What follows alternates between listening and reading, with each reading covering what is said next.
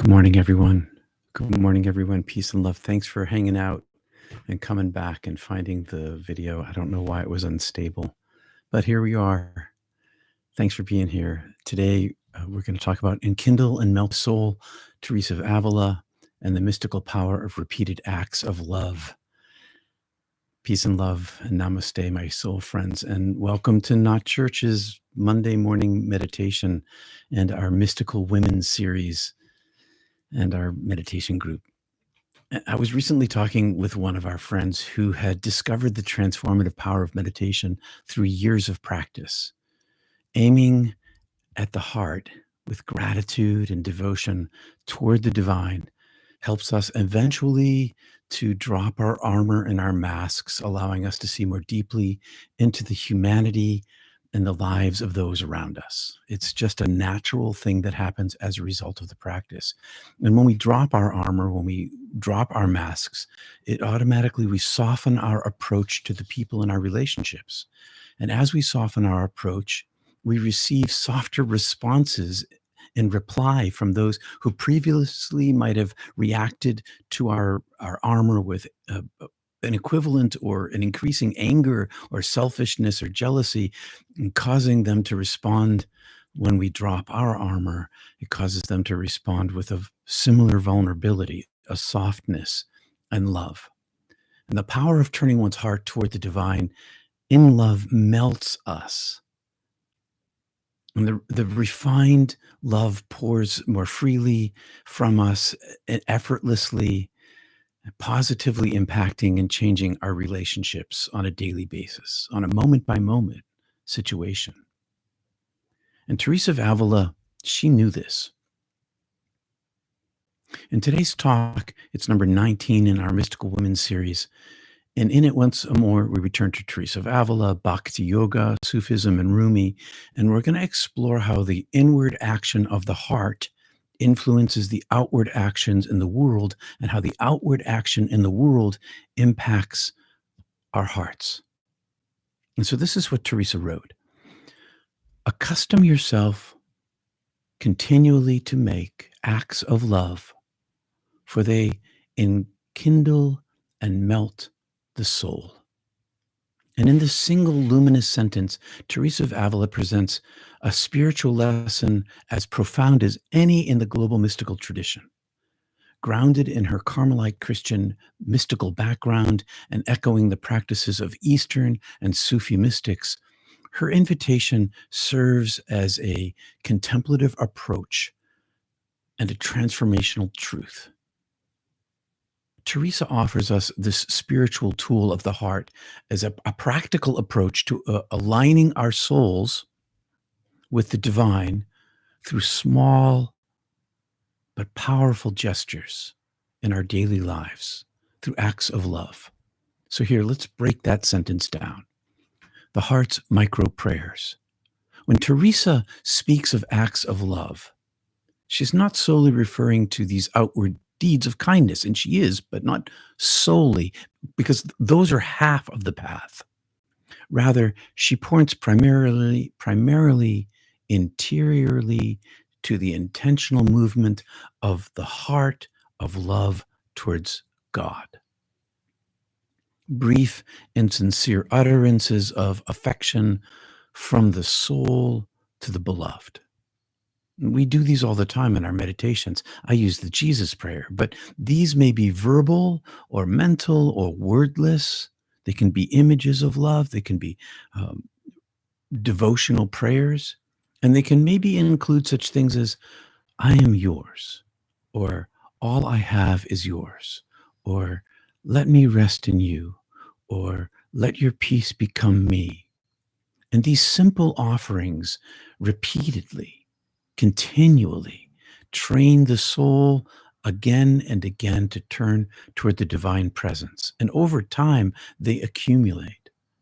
And they're not meant to be dramatic or intense, but habitual. That make a mental tape loop that runs over and over, that reaches the heart. That's why it's important to say the same prayer again and again. At least I have found that to be most important in my practice. They're habitual and they're ordinary, and they're woven into the rhythms of daily life. Like beads of dew forming on a leaf, these micro prayers accumulate, gradually saturating our souls with the openness toward grace. And in this sense, Teresa, she's echoing the teachings of the Hesychasts. And we've talked about the Hesychasts in the Eastern Christian tradition who practice the Jesus prayer. Lord Jesus Christ, Son of God, have mercy on me. This is the prayer that I practice, but the words fall away, but the devotion stays. The action of the heart, the aim of the heart remains. And it becomes a ceaseless prayer in the heart, a whisper in the heart. And it's what St. Paul was talking about, to pray ceaselessly. Both approaches, the interior and the exterior, reflect this mystical principle that love, when practiced with consistency, awakens the divine presence in us. And I know this to be true because it's happened in my own life. I read about it in Teresa back when I was in grad school. I practiced it and it works. And we find it throughout the world. And I know because you all practice it and find the same truth.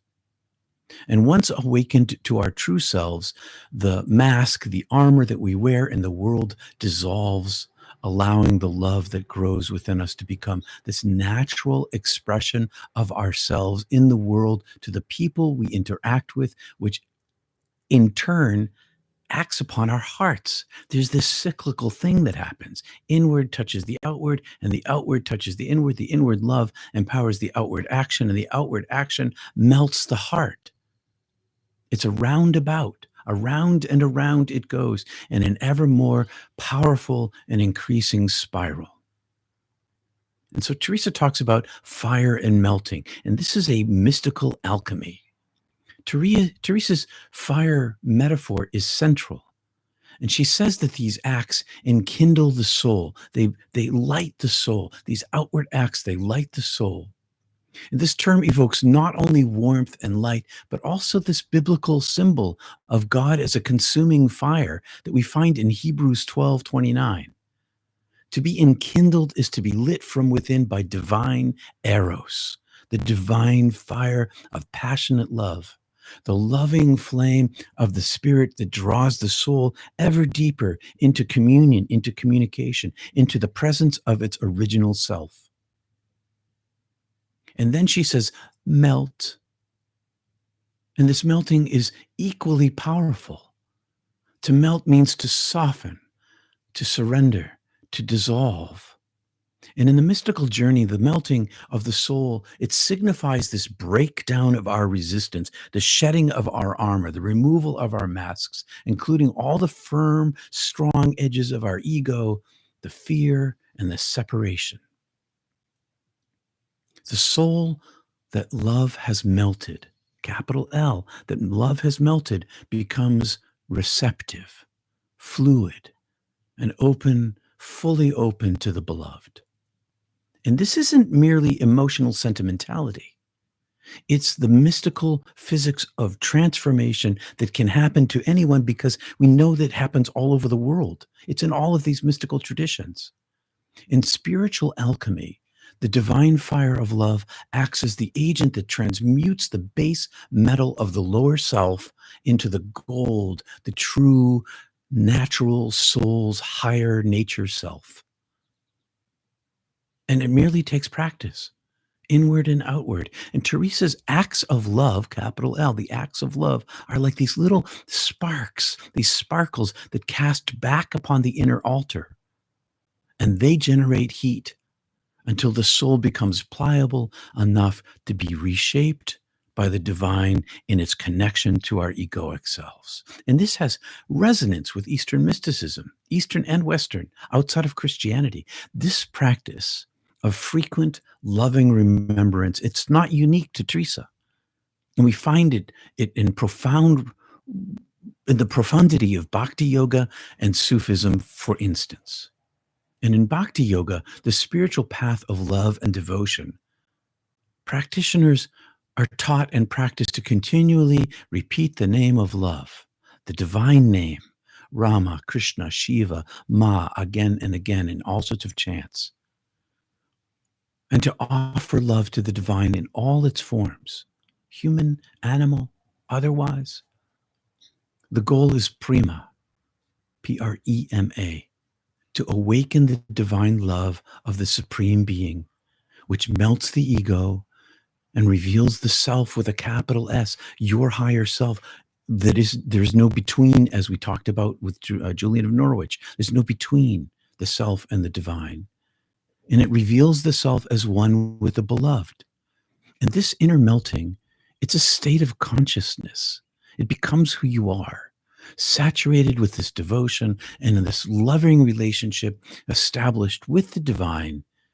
And it's not a sign of spiritual weakness. It's a sign of spiritual maturity. This softness, this surrender, it's maturity. We don't need the armor. And in Sufism, which you know is the mystical path of Islam, and I've used this word before, it's the same principle of zikr, Zikr, the remembrance of Allah, repeated in invocation of the divine names, O loving one, or simply Allah, Allah, Allah. And through this remembrance, the heart is polished until it reflects the face of the beloved. The eye wherein I see God is the same eye that God sees me. Meister Eckhart. And in Sufism, the beloved poet Rumi, he wrote, with life as short as a half breath taken, don't plant anything but love. And like Teresa, the Sufis insist that love is both the path and the flame. It's the path outward and the flame inward. And across these traditions, we find this shared truth. Repeated acts of love, silent or spoken, grand or humble, transform us, the practitioners, through slow, steady enkindling. And when we know this is true, we know this is true, not just because others have discovered this, but because we find it in our own lives. And perhaps through your meditation practice, you've already found this truth, this beauty that it brings into our lives, this awareness, this being present to others in the softness. And in modern contemplative psychology, Teresa's teachings also, we know they influence the brain, they rewire us. Repeating these acts of love rewire the mind and the heart in the same way that the prayer repetition rewires the brain on a physical level. The actions of the world get rewired in our ways of behavior. They create this spiritual reflux, leading to a habitual focus on compassion, gratitude, and surrender in our exterior worlds, in the ways we behave. Not because we force it, but there is such a thing as fake it till you make it in the spiritual world. But these things just arise from the heart when the mask is finally released. And it's a feedback loop. Just as habitual anger shapes identity of the wrathful, habitual love transforms the soul into a kind of living chalice, open, receptive, and radiant.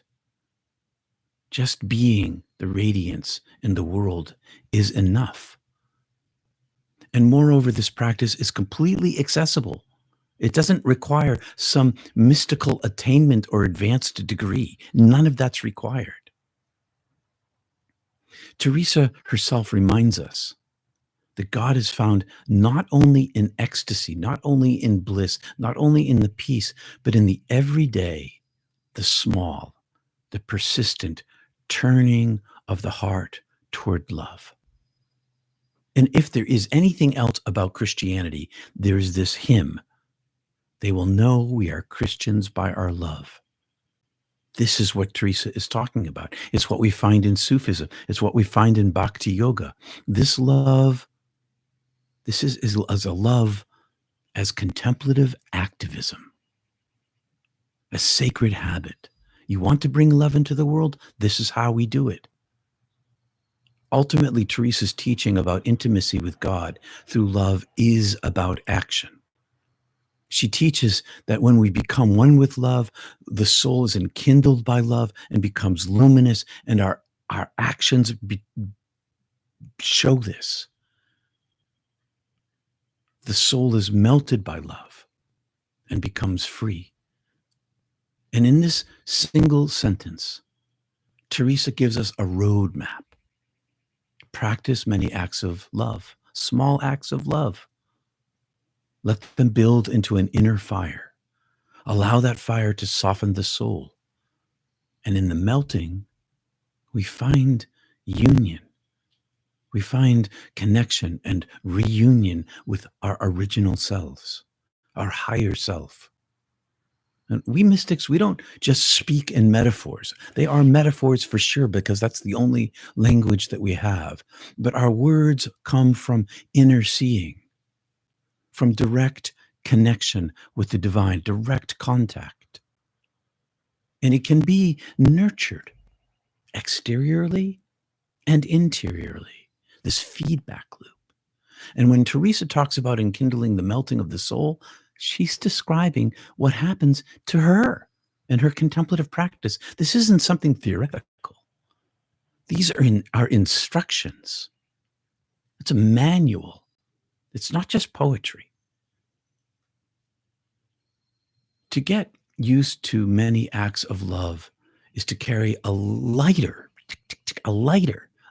into every moment and light it again and again and again. Flick that bick. Eventually, the soul catches fire. Eventually, the walls of separation on the interior melt and on the exterior melt. Eventually, we become present to the human child in front of us. Eventually, there's nothing left but love loving through us.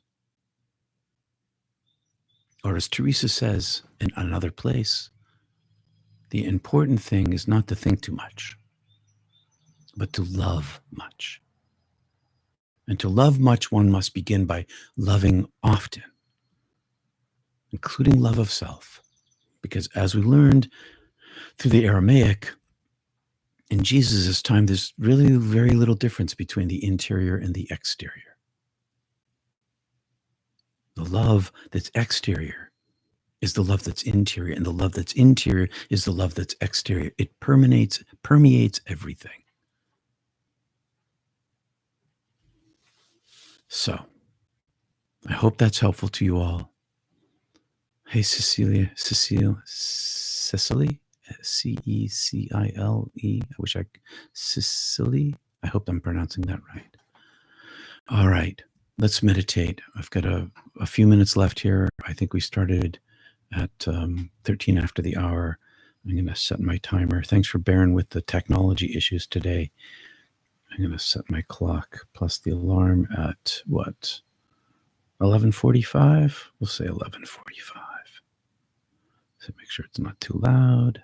Okie dokie. So, feet on the floor. We don't have a lot of time this morning. We have enough time. Take a deep breath. Turn your attention inward. Let your heart soften. Bring your breath and your mind to your heart. Feel it soften, even just a little. And now, aiming your heart at God, at the divine, at the unspoken presence, the nameless one. Maybe say, I love you. I love you. I love you. No need to force an emotion. Just let the words rise with your breath.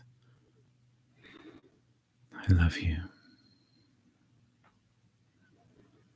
All I have is yours. All I have is yours. All I am is yours. All I am is yours. Feel the warmth in your soul. Feel the quiet fire kindle. Notice the flame as it grows. I'll see you in a little while.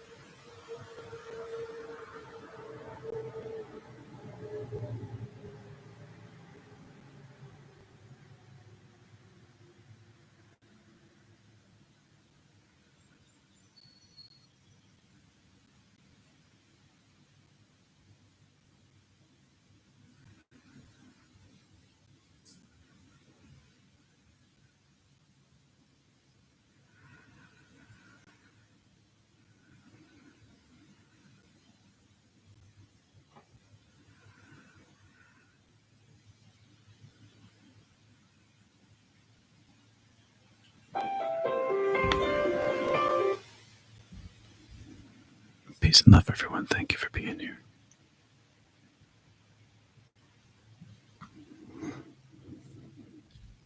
Nice, Wanda. My prayer has morphed into a devotion simple tune I hum to myself anytime, anywhere. Amen. Peace and love, everyone.